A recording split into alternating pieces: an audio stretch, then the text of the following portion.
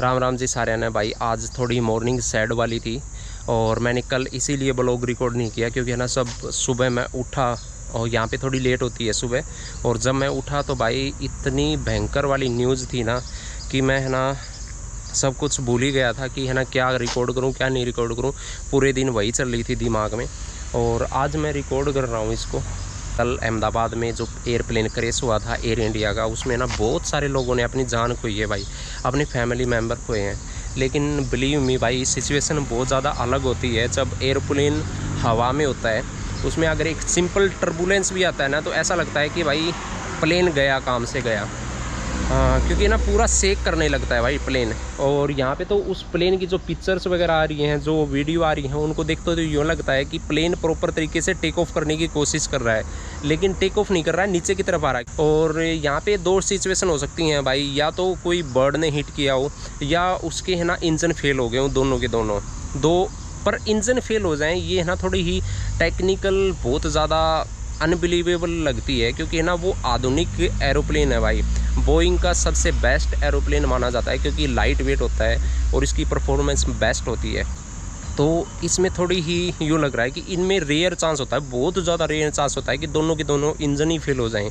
लेकिन यहाँ पे कुछ पता नहीं सकता क्योंकि भाई अभी जो ब्लैक बॉक्स है वो मिलेगा, उसके बाद अनाउंस होगा ऑफिशियली, तभी पता चल सकता है कि क्या गड़बड़ी हुई थी।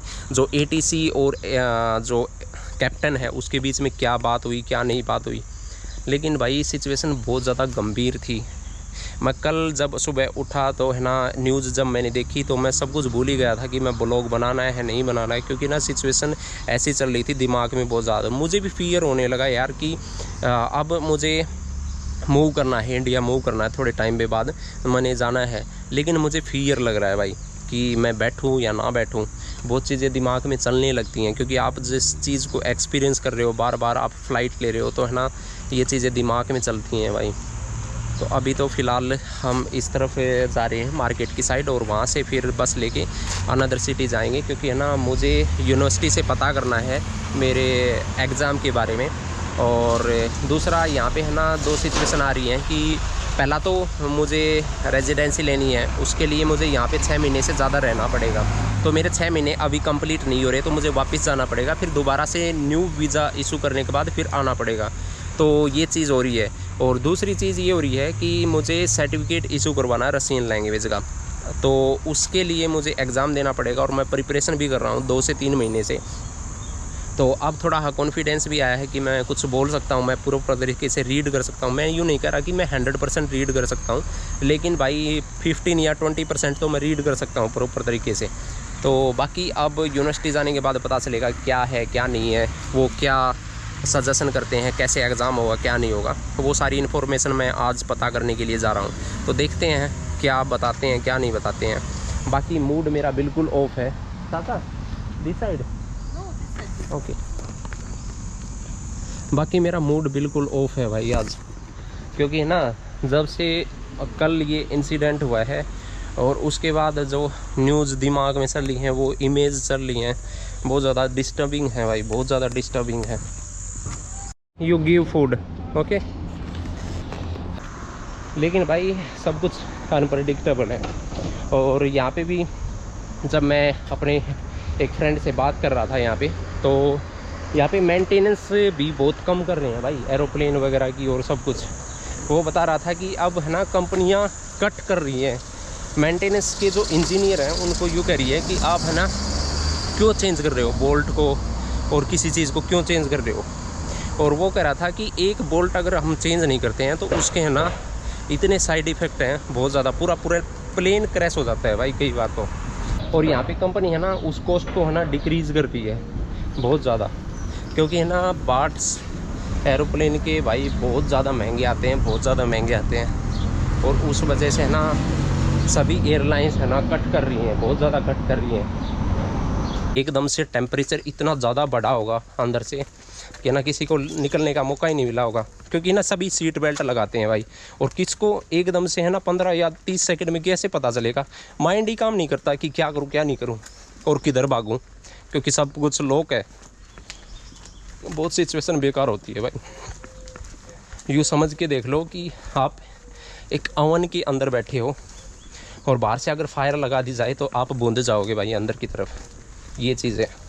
यहाँ पे लोग है ना भाई बेरी वगैरह और जो शहतूत हैं यहाँ पे कलेक्ट करेंगे और उसके बाद है ना इसकी वाइन बनाते हैं भाई। यहाँ पे जैसे है ना एक लिक्विड होता है ना, जैसे अपने वहाँ पे वाइन बनती है अलग अलग चीज़ों से, जो किक्कर की छाल होती है उससे भी वाइन बनती है, और अंगूर से भी वाइन बनती है, सेब से भी वाइन बनती है।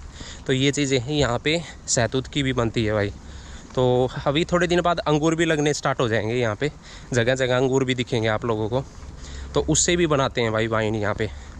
एक बार जो सासा है, सासा के कज़न ने भाई मुझे इतनी ही दी थी वो वाइन, पर है ना उसकी स्मेल है ना दूर से ही इतनी भयंकर स्मेल आ रही थी ना, मैं भाई इसको दूर कर ले, क्योंकि है ना मैं पीता नहीं भाई, और मेरे लिए हार्ड हो जाती है ये चीज़ें। जब अल्कोहल वगैरह की स्मेल होती है बहुत हार्ड होती है भाई मेरे लिए।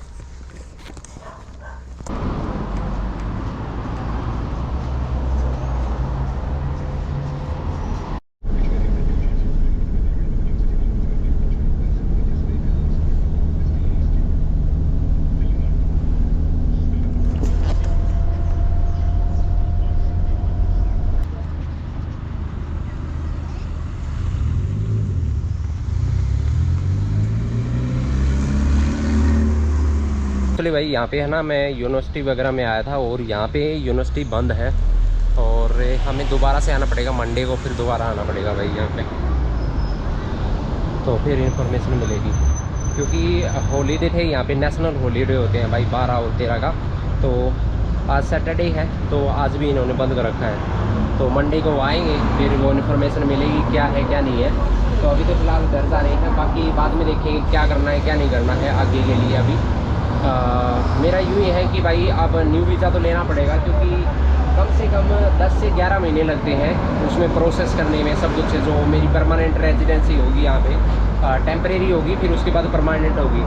तो दो चीज़ें, बाकी जो मेडिकल वगैरह के हैं और ग्रीन कार्ड है वो सब कुछ बन गया है, लेकिन ये वाले पेपर वर्क रह रहे हैं मेरा, तो 10-11 महीने लगेंगे उसमें यहाँ पे लगातार।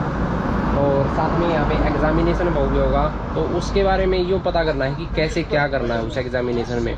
क्योंकि सिलेबस यूँ दिखा रहा है कि हिस्ट्री मुझे पढ़नी पड़ेगी, मैथमेटिक्स मुझे पढ़ना पड़ेगा, और यहाँ की जो लैंग्वेज है वो करनी पड़ेगी, और थोड़ा हाँ जनरल नॉलेज जो पॉलिटिक्स और ट्रैफिक रूल वगैरह है, लीगल यानी लीगल रिलेटेड जो भी सब्जेक्ट है वो मुझे पढ़ना पड़ेगा। ये सिलेबस वगैरह दे रखा है, लेकिन मुझे यूँ नहीं पता भाई कितना पढ़ना है उसमें। या तो एक तो यूँ हो जाए कि भाई मैं पढ़ता जाऊँ उसमें भाई बिल्कुल डीप तक पढ़ना है, एक यूँ है कि ऊपर से पढ़ना है। वो चीज़ें हैं मुझे कंफर्म करनी है यूनिवर्सिटी से कि कैसे क्या पेपर आने वाला है क्या नहीं है। शायद वो थोड़ी हिंट वगैरह दे दे भाई, बस इसीलिए मैं यहाँ पे आया था। लेकिन यहाँ पे अभी बंद है आज, तो कल देखते हैं भाई। तो अभी तो मैं यहाँ पे वेट कर रहा हूँ भाई यहाँ पे बस की।